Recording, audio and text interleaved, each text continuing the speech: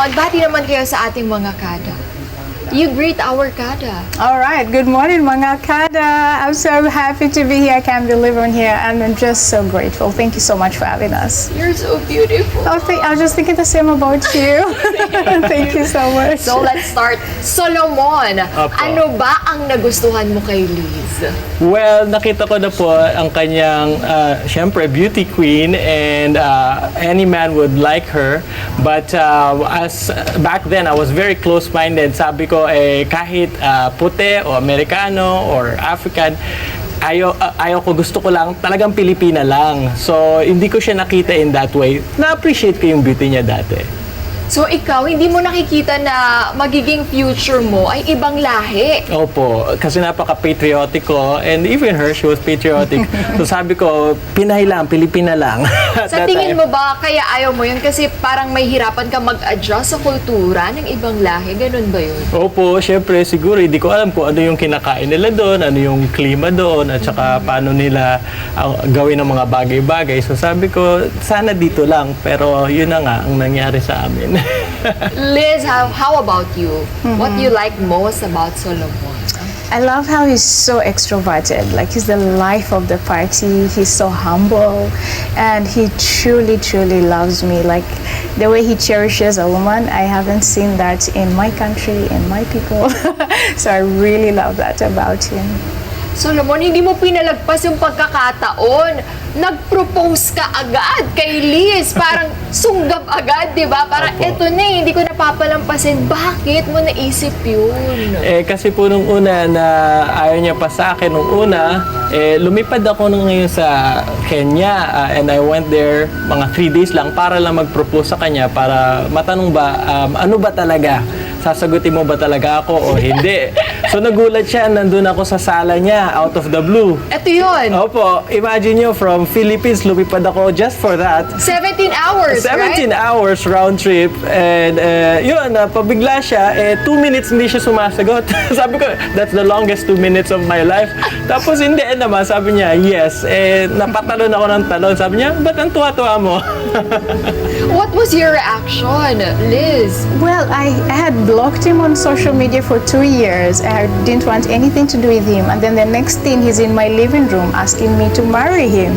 So I was like, what is wrong with this guy? I can't get rid of him, you know? So in that 2 minutes, what are you thinking? I'm thinking What are how you to thinking? mildly not embarrass him. I'm just thinking, I know this is a hard no, like there's no way I'm getting married to this guy. But I'm wondering how not to embarrass him. So I just like, because there's so much audience of his family, my family, I'm like, let me just say yes. And then later on, let's just tell him slowly, I'm sorry to waste your 17-hour flight, but there's no way I'm getting married to you. You said that to him? I was thinking that. I was going to tell him that. And then what happened? So I told him yes, and then I go to my room with my siblings because I was still getting my hair braided. And so they're like, congrats. I'm like, don't congratulate me. I'm going to tell him no. And so my big brother says, no, you can't do that to a guy. I say, how can I prolong this no?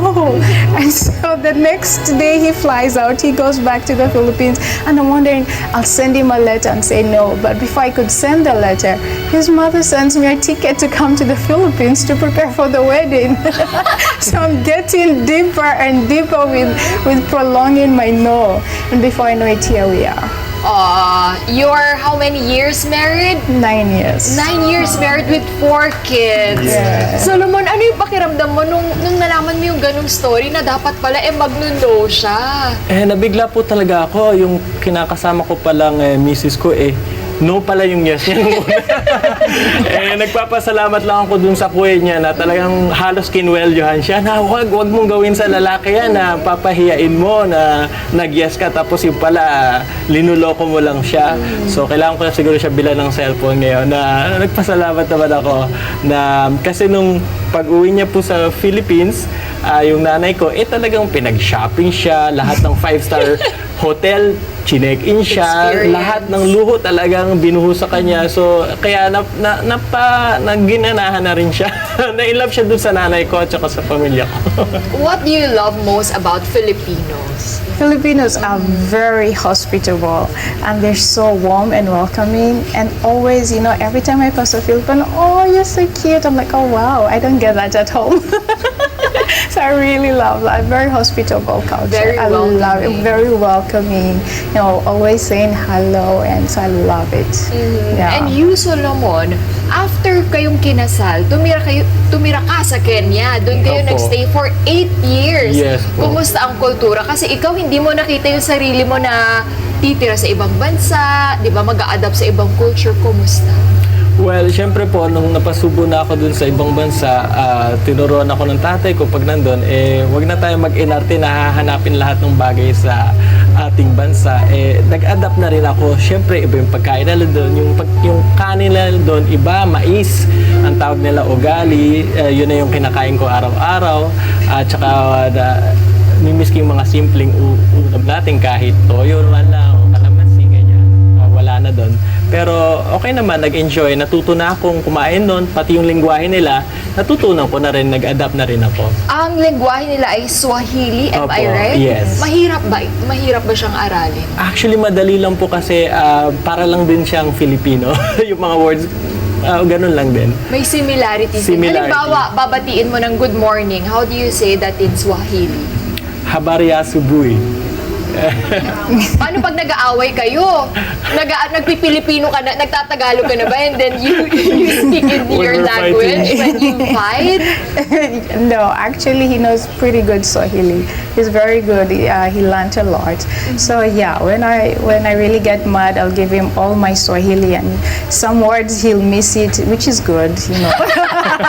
I'm like, Babawian mo ba siya ng Pilipino? Hindi naman po, hindi po. Sinasagot ko rin siya sa Swahili. Ano ba yung usual na pinag-aawayan niyo? The things we fight about, just where to go, what to do, and just the small stuff like she says I leave stuff, I leave my laundry, I leave my socks on the floor, and all those kinds of things. Naku, very yan, common sa mga lalaki. Maraming makaka-relate dyan. Pero hindi naging madali yung takbo ng inyong relationship. Kasi nung first baby nyo, ano naging condition ni Liz? Yeah po, she was sick with a rare pregnancy sickness. It's called HG or hyperemesis gravidarium. It only affects like 1% of pregnant women. But where you're bedridden the whole 9 months, 24/7 ka, like in a day you could be vomiting 56 times. So walang liquid na re-retain yung katawan. When you can't eat, it's fine, but when you cannot retain liquid, talagang delikado yun. So she's been admitted, hospitalized. That's why I had to drop everything and be a caregiver to her. Hindi naging madali dahil hindi lang sa isang anak nyo nangyari. 4 times naramdaman yun ni Liz, yung ganong condition. Opo. Gaano kahirap? Of all our 9 months, the first one, talagang nagtaka ko. Sabi ko, eto ba yung pangasawa? Kala ko pag kinasal ka, masarap, masaya, talaga namang loving-loving. Tapos biglang gano'n, naging parang nurse ka na, caregiver na. And imagine, she was a stranger. I didn't know her. We started dating after the wedding. Sabi ko, ano ba ito? So, nagpapasalamat po ako na, may grasya naman na hindi kami naghiwalay. Kasi mahirap talaga yun. Isa rin ba yun sa cause ng pag-aaway niyo minsan? Opo, lalo na nung una hindi kami nagkakaintindihan dahil siya rin, pasyente siya. She also didn't know what was going on with her body. And she never experienced that before marriage. So that was also a source of hardship. How's your life now as a mom? Because you're a beauty queen before and a journalist, right? You Yeah. joined Miss Africa Texas way back 2010. And then you also joined Mrs. Universe Kenya. 2019. Yes po. So how's your life now as a mom? As a mother of 4 children where they're really close in age to each other, it's a lot of work. Nobody really tells you how hard work it is. Like, you say goodbye to sleep and anything that is of value to you, just say goodbye to that. But I thank God for my asawa ko. It's just nice. Asawa ko.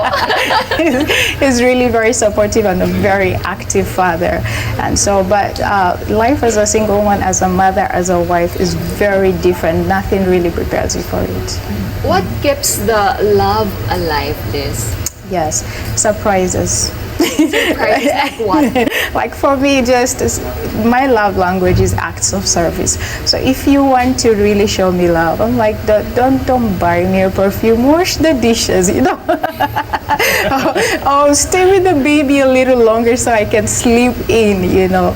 And that really, and I'll just wake up, I'm like, wow, you're such a great person, and you feel so in love again. It's a give and take relationship. It really right? is. How was it, Solomon, na mapangasawa mo ibang lahi, ibang nationality?